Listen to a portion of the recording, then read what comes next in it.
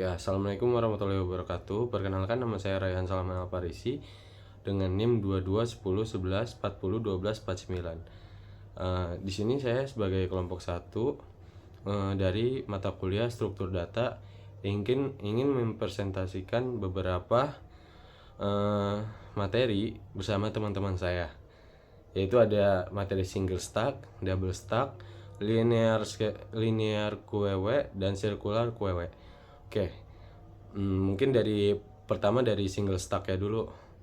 Langsung masuk ke video ke teman saya. Assalamualaikum warahmatullahi wabarakatuh. Saya Alex Nurjuna dari kelompok 10. Pada kesempatan kali ini saya dan rekan-rekan saya akan mempresentasikan tentang implementasi Circularity pada software streaming audio dan video. Yang pertama akan saya bahas adalah implementasi di single stack untuk optimalisasi pemrosesan data audio digital. Konsep besarnya, single stack adalah struktur data linear yang bekerja dengan prinsip LIFO atau last in first out. Sederhananya, data yang saya masukkan paling terakhir adalah yang akan saya ambil pertama kali. Dalam konteks audio, server ini menjamin alur perintah diproses sesuai urutan yang tumpukannya. Dalam mengolah stack, operasi single stack khususnya, ada 4 operasi utama, yaitu push untuk menambah data ke posisi teratas, yang kedua ada pop untuk mengambil atau menghapus data tersebut, yang ketiga ada pick untuk sekedar mengintip nilai teratas tanpa menghapusnya, serta is empty untuk memvalidasi apakah tumpukan sedang kosong atau berisi. Di layar ini saya tampilkan implementasi kodenya menggunakan Python. Saya memanfaatkan metode bawaan seperti append dan pop karena sangat efisien dalam menjamin kecepatan akses data secara waktu atau waktu yang konstan.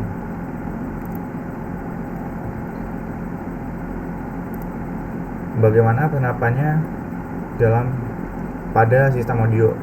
Saya mengambil contoh konversi infix ke postfix,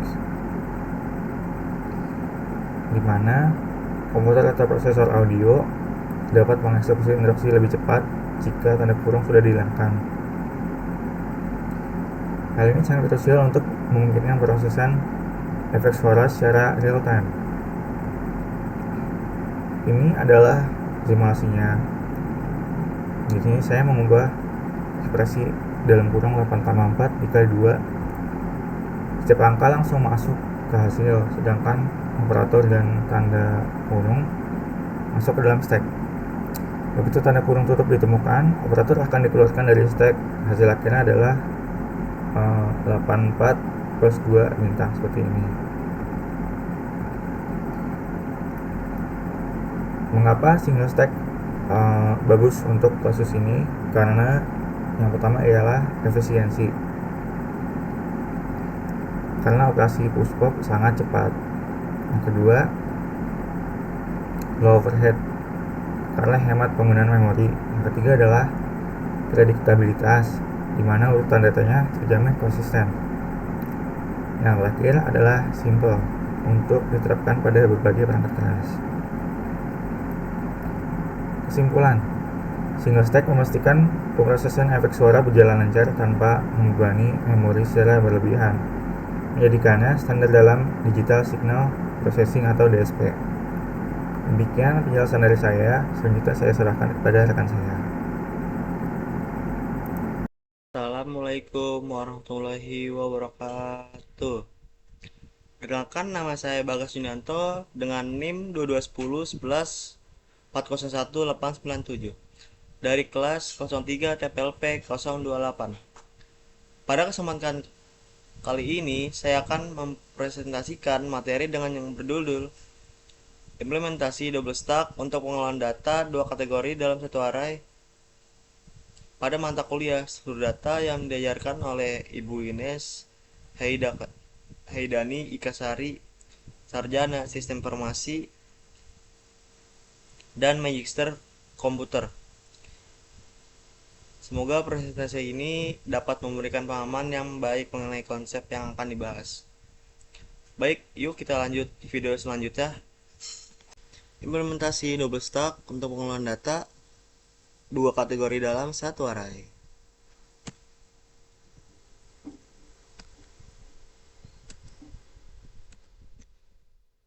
Latar belakang. Latar belakang itu dalam pemrograman efisiensi, penggunaan memori sangat penting terutama saat mengelola lebih dari satu jenis data. Seluruh data stack umumnya menggunakan satu array untuk satu data sehingga kurang optimal jika digunakan untuk dua kategori sekaligus. Oleh karena itu, digunakan konsep double stack, yaitu dua stack dalam satu array yang diisi dari arah berlawanan. Metode ini memungkinkan pengelolaan dua kategori data secara lebih efisiensi dan hemat memori. Temuan masalah yang pertama, bagaimana cara mengimplementasikan double stack dalam satu array. Yang kedua, bagaimana mengelola dua kategori data secara bersamaan dengan efisien. Yang ketiga, bagaimana mencegah terjadinya overflow pada double stack. Tujuannya itu memahami konsep dan cara kerja double stack. Yang kedua, mengimplementasikan double stack dalam pemrograman. Yang ketiga, mengoptimalkan penggunaan memori untuk dua kategori data. Pembahasan yang pertama. Yang ke satu, stack atau tumbukan adalah struktur data dengan prinsip LIFO yang bisa disebut last in first out, artinya data terakhir yang masuk akan keluar lebih dulu. Yang kedua, double stack adalah pengembangan dari stack, yaitu dua data stack yang menggunakan satu arah yang sama untuk menghemat memori. Yang ketiga, arah pengisian. Stack satu diisi dari sisi kanan yang disebut indeks awal. Yang keempat, stack 2 diisi dari kanan ke kiri yang disebut indeks akhir. Yang kelima, kedua stack akan saling mendekat dan kondisi penuh terjadi saat posisinya keduanya bertemu. Pembahasan yang kedua, dengan ada contohnya seperti kasus sistem data sekolah. Jika kita menggunakan double stack untuk mengulangi dua kategori tersebut, stack yang pertama data guru, yang kedua stack 2-nya data siswa. Jadi ilustrasi awal ini arraynya masih kosong. Jadi kalau kita memproses input, kita tambahkan data guru yang namanya Andi, Budi, itu masuk dari sisi kiri. Kalau tambah data lagi siswa, itu Sinta, Rina masuk dari sisi kanan. Yang hasilnya seperti Andi, Budi itu di sisi kiri, dan di kanan tuh Sinta dan Rina. Jika kita menghapus input yang tadi, contoh dengan guru keluar menggunakan pop pada stack yang satu, yang keluarnya itu Budi. Kalau yang kedua, siswa keluar menggunakan pop pada stack kedua, yang keluar itu Rina. Jadi pembahasan yang ketiga itu ada foto yang di sini merupakan codingan yang di VS Code double stack itu. Outputnya seperti ini. Array namanya Andi, Budi, yang itu di sisi kiri. Kalau yang di sisi kanan tuh Rina dan Sinta. Jadi keluarnya tuh kalau guru tuh Budi. Kalau keluar siswanya tuh Rina.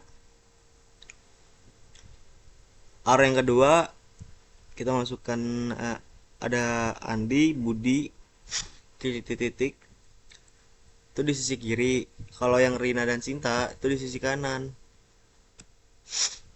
Penjelasan output, kenapa data guru masuk dari kiri?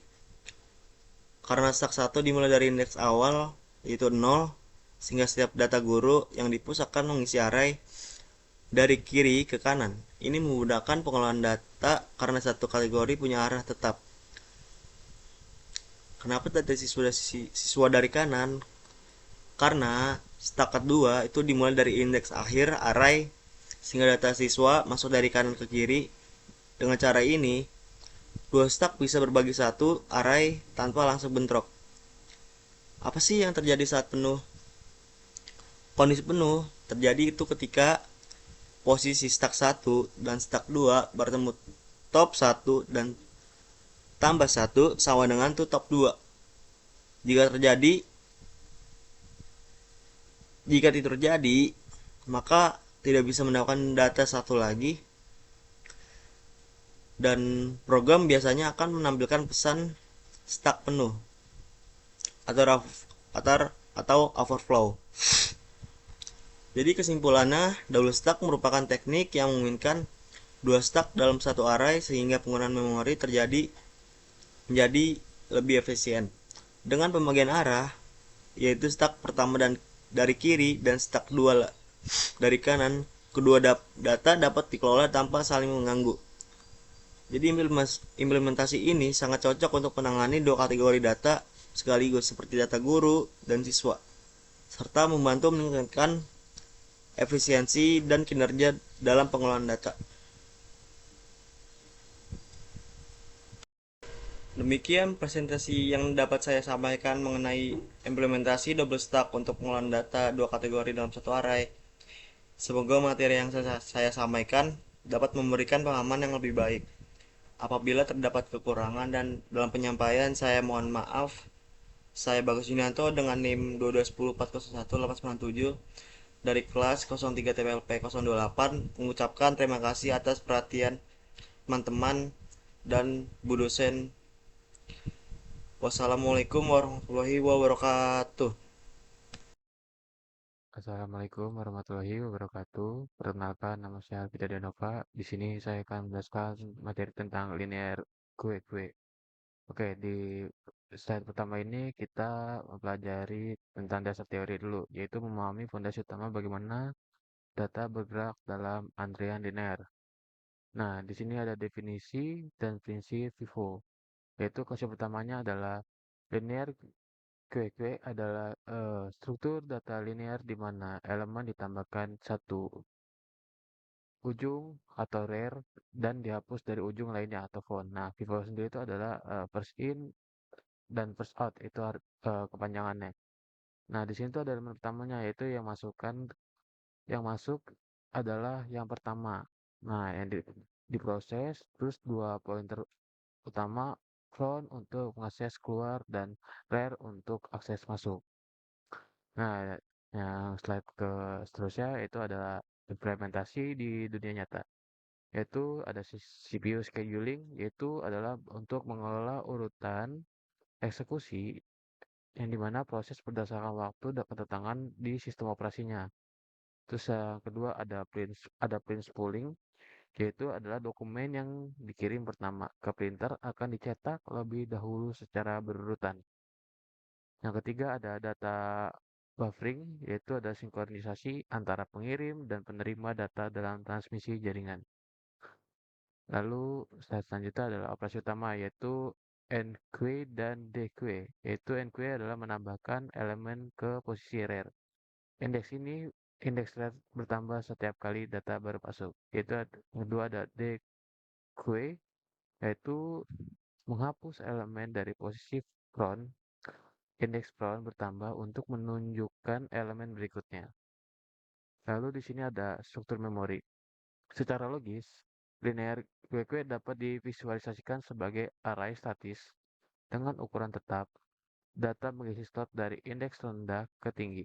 Nah, operasi penambahan hanya terjadi jika rare size min 1. Keterbatasan atau false overflow. Nah, di sini tuh ada masalah memori terbuang. Nah, meskipun slot di bagian depan kosong setelah DQQ, rel yang sudah mencapai batas maksimal akan memicu pesan overflow. Inilah alasan mengapa linear QQ sering digantikan oleh circular QQ di sistem kompleks. Nah, logika algoritma NQQ di sini ada pertama adalah langkah-langkah NQQ adalah if uh, pair sama dengan size min 1 dan print overflow. Kedua ada else if atau kurungnya adalah front sama dengan min 1 dan front sama dengan 0. Yang ketiga ada slide ketiga ada rare sama dengan rare plus 1. Keempat ada que atau rare kurungnya sama dengan data. Itu kompleks waktunya adalah 0 dan kurung 1. Nah, ini ada analisis linear versus sirkular. Nah, fiturnya itu fiturnya ada struktur, pemanfaatan memori, kompleksitas implementasi, dan kasus penggunaan. Nah, kalau di sini perbandingan ada linear dan sirkular. Nah, untuk linear sendiri itu strukturnya garis lurus atau sekuensial, sedangkan sirkular itu cincin atau berputar dia. Nah, terus yang kedua ada pemanfaatan memorinya sendiri, itu ada inefisien atau fast overflow. Nah, kalau sirkular sendiri itu sangat efisien. Nah, ketiga ada kompleksitas implementasi. Nah, kalau di linear sendiri itu sederhana banget. Sedangkan kalau sirkular itu sendiri adalah menengah atau modulo aritmetik. Untuk kasus penggunaannya ada yang sistem-sistem sederhana. Untuk sirkular nih, ini cocok nih untuk sistem-sistem seperti real time atau yang buffering-buffering. Oke, sekian dari saya, kurang lebih mohon maaf. Wassalamualaikum warahmatullahi wabarakatuh. Oke, langsung aja ke PowerPoint-nya, yaitu implementasi Circular QW pada buffer streaming audio dan video. Apa sih pengertiannya? Circular QW adalah struktur data antrian atau biasa disebut QW yang menggunakan konsep FIFO, yaitu first in and first out, di mana elemen pertama yang akan masuk menjadi elemen pertama yang akan keluar. Berbeda dengan linear QW, circular QW menghubungkan elemen terakhir ke elemen pertama sehingga membentuk lingkaran. Hal ini bertujuan untuk menghindari pemborosan memori. Konsep buffer streaming yaitu dalam streaming audio dan video, buffer digunakan sebagai tempat penyimpanan sementara data sebelum diputar. Data streaming tidak langsung diputar, tetapi disimpan terlebih dahulu ke dalam buffer agar pemutaran berjalan lancar tanpa gangguan, atau biasa disebut dengan buffering. Implementasi circular QW pada streaming, yaitu circular QW sangat cocok digunakan sebagai buffer karena data yang masuk secara terus-menerus dan data yang diputar atau dikeluarkan secara beruntun dan manfaat memori yang secara efisien. Kalau dalam streaming, data audio atau video yang diterima dari server dimasukkan ke buffer, dan data diputar dari buffer secara FIFO. Jika buffer penuh, data lama akan digantikan oleh data yang baru. Lalu ada contoh ilustrasinya. Misalnya, kita memiliki buffer dengan kapasitas 5, berisi data A, B, C, dan E. Di sini front berada di A dan rear berada di E. Ketika data A dan B diputar atau dikeluarkan, maka buffer akan menjadi kosong di bagian depan sehingga tersisa C, D, E. Kemudian ketika kita mau memasukkan data baru seperti F dan G, circular query memungkinkan kita untuk mengisi kembali bagian awal buffer yang kosong, sehingga buffer menjadi F, G, C, dan E. Hal ini menunjukkan bahwa circular query dapat memanfaatkan ruang secara maksimal karena bersifat melingkar. Oke. Sekarang di sini ada contoh implementasi kode Python-nya. Pada bagian ini, kita membuat kelas circular QW dengan beberapa atribut, yaitu QW untuk menyimpan data, front sebagai penunjuk data depan, rear sebagai penunjuk data belakang, size untuk jumlah data saat ini, dan capacity sebagai kapasitas maksimum. Pertama, kita cek apakah buffer sudah penuh. Jika belum, maka posisi rear akan digeser. Jika belum, maka posisi rear akan digeser menggunakan operasi modulo. Operasi modulo ini sangat penting karena memungkinkan indeks kembali ke awal array ketika sudah mencapai batas. Setelah itu, data dimasukkan ke dalam QW dan size bertambah. Lalu ada fungsi dqw-nya digunakan untuk menggunakan data dari QW. Jika QW kosong, maka akan ditampilkan pesan buffer kosong. Terus jika tidak, data diambil dari posisi front lalu dihapus. Kemudian, posisi front digeser menggunakan operasi modulo dan size dikurangi. Pada contoh penggunaan, kita menggunakan buffer dengan kapasitas 5. Kemudian kita menambahkan data seperti frame 1, frame 2, frame 3. Setelah itu kita menghapus satu data menggunakan DQW, lalu kita menambahkan data baru lagi. Proses ini dapat berjalan terus tanpa pemborosan memori.